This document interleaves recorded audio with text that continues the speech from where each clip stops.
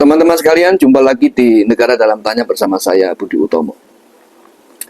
Kemarin kita sudah membahas mengenai alat kelengkapan DPR, di mana kita sudah membahas perlunya 3 alat kelengkapan DPR, yaitu Badan Musyawarah, Badan Urusan Rumah Tangga, dan Badan Kerjasama Antar Parlemen, ditinjau ulang dan atau dihapuskan. Hal ini dimaksudkan untuk menciptakan optimalisasi kinerja DPR agar lebih berfokus kepada fungsi dan tugas utamanya, yaitu di bidang legislasi, pengawasan, dan anggaran.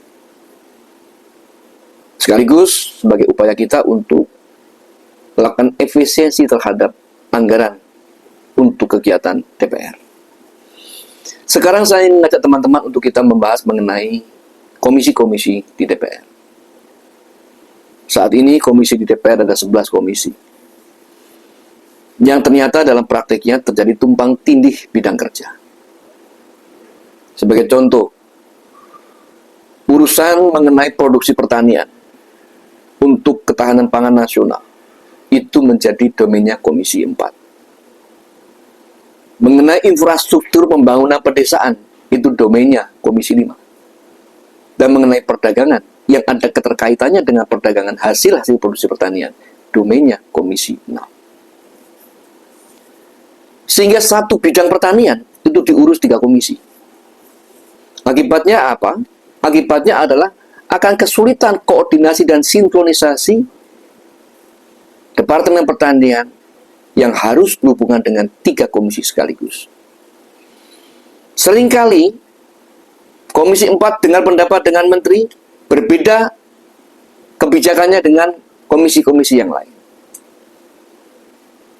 Hal lain, dampaknya adalah terjadinya pemborosan anggaran. Komisi 4 sudah memanggil Menteri Pertanian untuk menggodok membahas persoalan mengenai produksi pertanian dan lain-lain. Kemudian diadakan lagi pertemuan Komisi 5 bersama dengan Menteri Pertanian berkaitan pula dengan infrastruktur pembangunan pedesaan yang ada korelasinya juga dengan pertanian. Berkaitan dengan harga-harga, Komisi 6 gantian memanggil Menteri Pertanian juga. Artinya, untuk satu urusan pertanian diperlukan anggaran berkali-kali lipat. Belum lagi di masing-masing komisi membutuhkan staf, kemudian biaya rapat, biaya perjalanan dinas untuk kunjungan ke lapangan, peninjauan, dan sebagainya, dan sebagainya. Oleh karena itu, teman-teman, pada kesempatan saya ingin mengajak, mari kita dorong agar pimpinan DPR dan semuanya kita, masyarakat, untuk bersama-sama memberikan masukan. Bagaimana sebaiknya komisi-komisi ini dirampingkan agar komisi-komisi tidak perlu terlalu banyak, 11 komisi. Kalau saya berpendapat atau punya opini, cukup diringkas menjadi 6 komisi. Satu komisi membidangi satu bidang kerja yang saling terkait. Jangan dipecah-pecah, seperti gambaran tadi.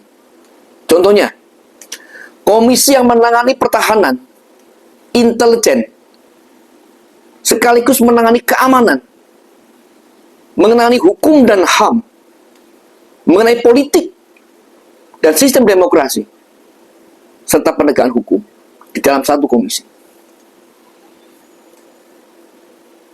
Jadi jangan sampai komisi urusan bidang yang saling terkait diurus oleh berbagai komisi. Ini akan menyulitkan koordinasi dan sinkronisasi. Sekaligus, kalau itu bisa dilakukan, akan bisa melakukan efisiensi anggaran. Dengan komisinya dirampingkan secara otomatis punya dampak langsung terhadap anggaran untuk membiayai komisi. Teman-teman sekalian, menurut saya perampingan komisi-komisi ini juga bagian dari langkah reformasi di tubuh DPR, supaya DPR bisa bekerja dengan optimal, dengan efisien, yang pada akhirnya rakyat bisa melihat hasil-hasil kerja DPR, tetapi dengan anggaran yang seefisien mungkin. Kalau teman-teman sepakat, kita dorong bersama-sama untuk dilakukannya perampingan komisi-komisi di DPR. Kita jumpa di topik berikutnya. Terima kasih. Wassalam.